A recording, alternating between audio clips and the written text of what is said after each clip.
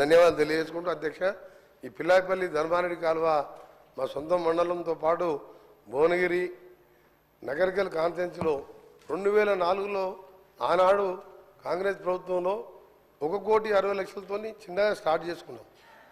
ఆ తర్వాత 26 కోట్లు ఒకసారి నేను మినిస్టర్గా ఉన్నప్పుడు అప్పుడు 2009లో శాంక్షన్ చేయడం జరిగింది. దాని తర్వాత ఆ వర్క్ టెండర్ పిలిచి గత ప్రభుత్వంలో దాని పనులు ఎక్కడికక్కడ నిలిచిపోయిన అధ్యక్ష.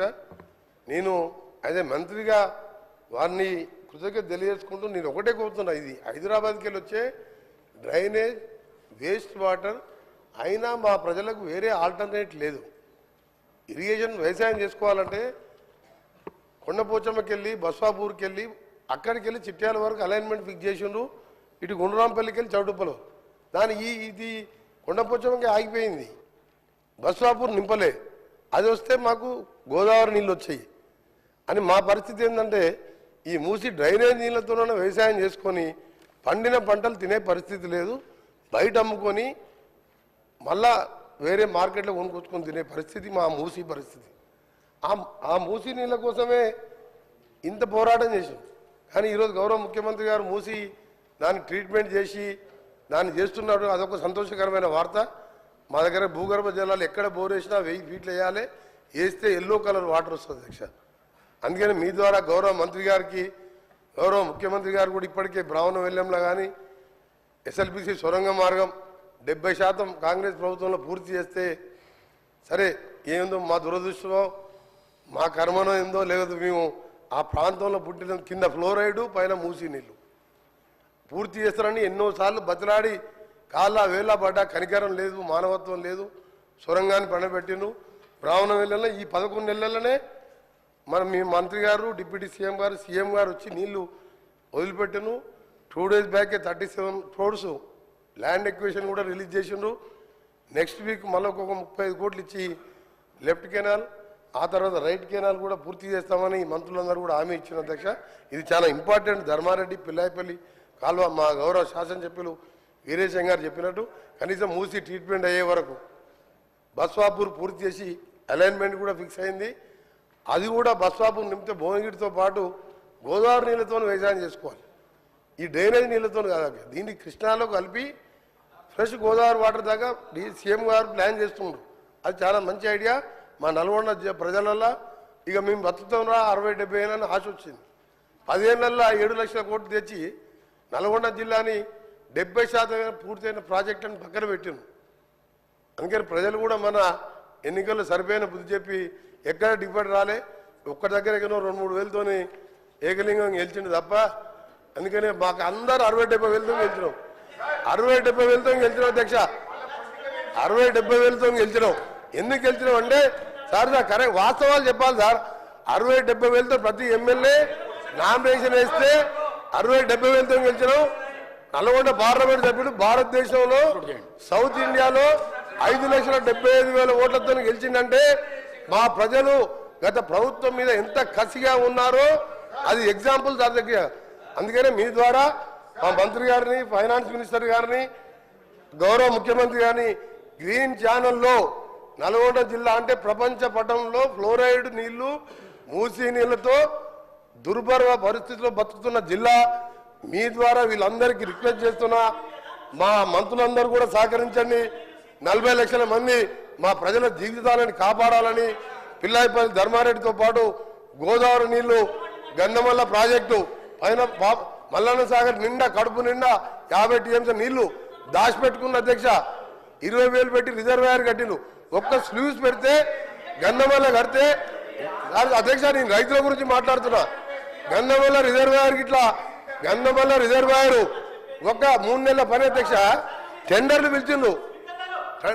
పిలిచిండు గంధమల్ల రిజర్వాయర్ టెండర్లు పిలిచి టెండర్లు క్యాన్సిల్ చేసిండు.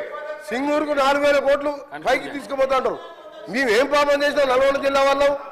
గంధమల్ల విజిట్లే ఒక 800 కోట్లతోని 1.5 TMC కెపాసిటీ 1.5 TMC కెపాసిటీతోని 1,50,000 ఎకరాలు ఆలేరు కాన్ఫరెన్స్ లో మాకు నీళ్ళు వచ్చాయి అధ్యక్ష.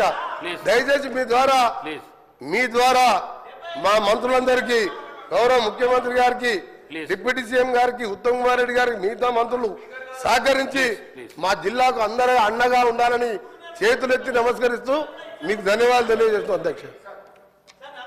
హరీష్ రావు గౌరవ స్పీకర్ గారికి దయచేసి, ఎందుకంటే ఇక్కడ పెద్దలు పోచారం శ్రీనివాస్ రెడ్డి గారు స్పీకర్గా పనిచేసిన వాళ్ళు కూడా చాలామంది ఉన్నారు. Cabinet is a collective decision.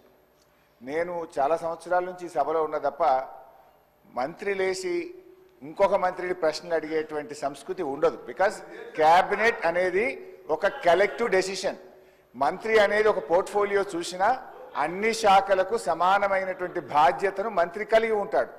ఇవాళ మీరు కూడా దయచేసి నేను మీతో కోరేది ఏంటంటే, మీరు కూడా ఇట్లా ఒక మంత్రి లేచి ఇంకో మంత్రిని ప్రశ్నలు అడగడానికి అవకాశం ఇస్తే అసలు ప్రశ్నోత్తరాల సమయం యొక్క దాని మీనింగే మారిపోతుంది అధ్యక్ష.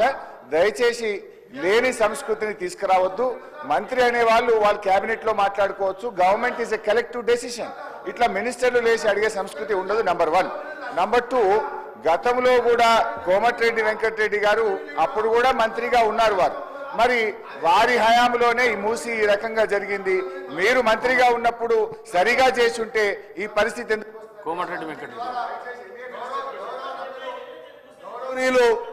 హరీష్ రావు గారికి చెప్తున్నా, 21 సంవత్సరాల అనుభవం ఉన్న హరీష్ రావు గారిని అడుగుతున్నా, మీకు ఎల్పీ లీడర్ లేడు, నువ్వు డిప్యూటీ లీడర్వా, శాసనసభ్యునివా? క్వశ్చన్ అవర్లో నిన్న కూడా నువ్వు బైక్ తీసుకున్నావు, మా స్పీకర్ మంచోళ్ళు కాబట్టి నీకు బైక్ ఇచ్చాను. నీ ఏ హోదాలు అడుగుతున్నావు? నువ్వు ఏ హోదాలో నువ్వు మాట్లాడుతున్నావు? నువ్వు ఏ హోదాలో గౌరవ సార్ ఒక నిమిషం సార్, చాలా ఇంపార్టెంట్ ఇది ఫర్ ఎవర్. తెలంగాణ ప్రజలకు తెలవాలి సార్. సార్ తెలంగాణ ప్రజలకు తెలవాలి. తెలంగాణ ప్రజలకు ప్రతిపక్ష నాయకుడు సంవత్సర కాలంగా సభకు రాకపోవడం ఈ సభనే కాదు, తెలంగాణ ప్రజలని అవమానపరిచినట్టుగా ప్రజలందరూ అనుకుంటారు అధ్యక్ష. ఈయన డిప్యూటీ లీడర్ సార్, ఈయన కార్యవర్గం ఏర్పాటు చేసినా ప్రతిసారి ఈయనకి ఎందుకు ఇస్తున్నాము అంటే మిమ్మల్ని అంటలేడు, ఆయన అడిగే హక్కు లేదు, ఆయన మామూలు ఎమ్మెల్యే మాత్రమే. అందుకనే గౌరవ చెప్తున్నా, నా బాధతోని నల్గొండ ప్రజల కడుపులో ఆవేదన, ఫ్లోరైడ్ మూసి నీళ్లు చచ్చిపోతున్నారు సార్. మధ్యలో పేదవాళ్ళు, డబ్బున్న వాళ్ళు హైదరాబాద్కి వచ్చిండ్రు, డబ్బు లేని దళితులు, గిరిజనులు నల్గొండలు చచ్చిపోతున్నారు. అంత కనికరం లేదు సార్ వీళ్ళకు. ఎస్ఎల్బిసి సొరంగం 70% పూర్తి చేశాం. ఇరిగేషన్ మినిస్టర్గా ఉండి ఒక్కసారి సొరంగం రాలే. ఆయన నల్లగొండ గురించి కానీ నా గురించి మరి మాట్లాడే హక్కు లేదు అధ్యక్ష. ఆయన ఒక గౌరవ శాసనసభ్యుడు మాత్రమే, డిప్యూటీ లీడర్ కాదు, సిఎల్పి సెక్రటరీ కాదు, లీడర్ లేడు వాళ్లకు. వాళ్ళ సార్ మాట్లాడేది.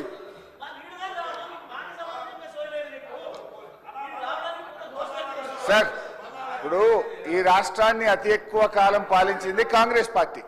ఇవాళ మూసీలో ఇవాళ నల్గొండ జిల్లా ప్రజలు ఏదైనా బాధపడుతున్నారంటే దానికి ప్రథమ ముద్దాయి కాంగ్రెస్ పార్టీయే. ఎందుకంటే ఈ రాష్ట్రాన్ని ఎక్కువ రోజులు పాలించిందే కాంగ్రెస్ పార్టీ. మీరేం చేసిందని మమ్మల్ని మాట్లాడుతున్నారు. ఎస్ఆర్ఎస్పీ స్టేజ్ 2 పనులు పూర్తి చేసి కాళేశ్వరం జలాలను నల్లగొండ జిల్లా తుంగతుర్తి, సూర్యాపేట, కోదాడ ప్రజలకు అందించిన పార్టీ బీఆర్ఎస్ పార్టీ అధ్యక్ష. అనవసరంగా ఒకరోజు చర్చ పెడదామంటే పెట్టండి. కాంగ్రెస్ పాలన ఏం చేసిందో మేమేం చేసాము. జరుగుతున్నది క్వశ్చన్ అవరు. క్వశ్చన్ కు సూటిగా ప్రశ్నకు ఆన్సర్ జరిగితే 10 ప్రశ్నలు వచ్చేటువంటి అవకాశం ఉంటుంది.